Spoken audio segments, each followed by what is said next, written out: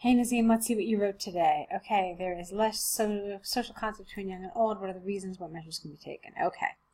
Nowadays, connections between old and young generations tend to become weaker.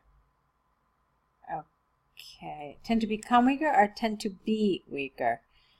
This essay will discuss the main causes for loose relationships and then offer well-reasoned methods, plural, to tackle this problem by proving points and stating arguments from studies made by The Economist magazine and University of Chicago. Okay, fine.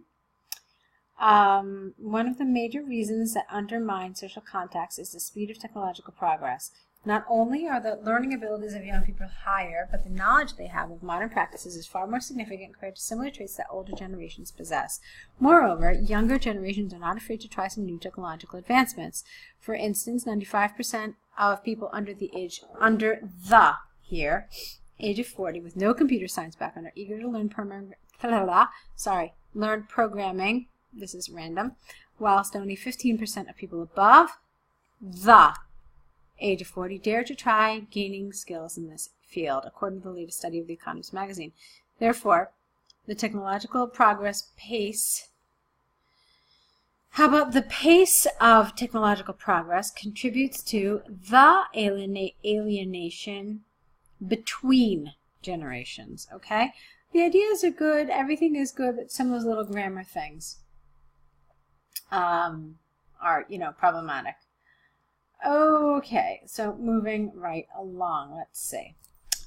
Teaming up young and old people at workplaces and, at studies for at least 6 months will be one of the ways to strengthen connections. Not only will young teach older, the young teach the older to not be afraid. How about not to be afraid? This is typically called a split infinitive. We try not to do it. So we keep the to with the be, and then we just put the not in front of it. So not only will the young teach the older not to be afraid of trying something new. Let me just shrink it a little bit. Perfect. But more importantly, young people will develop bonds with middle-aged people. Research issued by the University of Chicago indicated that grouping people younger than 30 years old and people older than 50 years old together leads to a 65% increase in social communication development among the two age groups you wanted here. To conclude, loosened networks between young and old people is loosened networks. Yeah, I guess it's one thing, isn't it? Is one of the foremost issues we are facing, ing, and that will lead to the rising gap between generations. But a possible solution would be to group both young and aged people together for a certain period of time. Okay, it's nice. It's good. I mean, there were some little tiny silly grammar things, nothing tragic. For me, what I wanted a little more was maybe a little more development, specifically in this paragraph. Like, how can you group these people together? So I would have liked some examples, some more concrete development of this topic. In what sort of situations can you group somebody younger with somebody older? So yeah, that's the kind of information I was missing here. Let me see. Was there any other reason you could have talked about here? And how does this actually lead to alienation? So a younger person embraces technology, an older person does not. So what does that mean? I mean, you talked about learning programming or not learning programming. So how does this alienate them? I mean, couldn't it just be that we have different interests? Maybe older people like knitting and younger people don't. How does it actually alienate them? So, I mean, do you understand what I'm saying? So that's what I wanted a little more of, kind of tying it all together. And here, of course, as I already mentioned. Other than that, it's lovely. It's quite good. Okay? So let's take a look at your task 2. Just close this little guy out. Okay. Let me check a look at your task 1 now. Okay, so let's see what happened here. Commuting by bicycle, problem with the parking, write a letter. Why do you use a bicycle, what problems, and what are your recommendations? Okay. First of all, this should say dear, not doctor. Okay. Dear Mr. Jones, I am writing you regarding problems at the bicycle parking lot near the building 1 of the building center.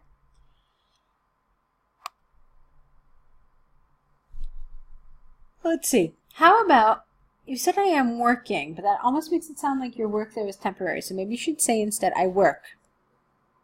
I work at building number 1, and I prefer coming to the office by bike rather than walking, as I live 4 miles away from the office. Besides, I do not live near bus stops or tube stations.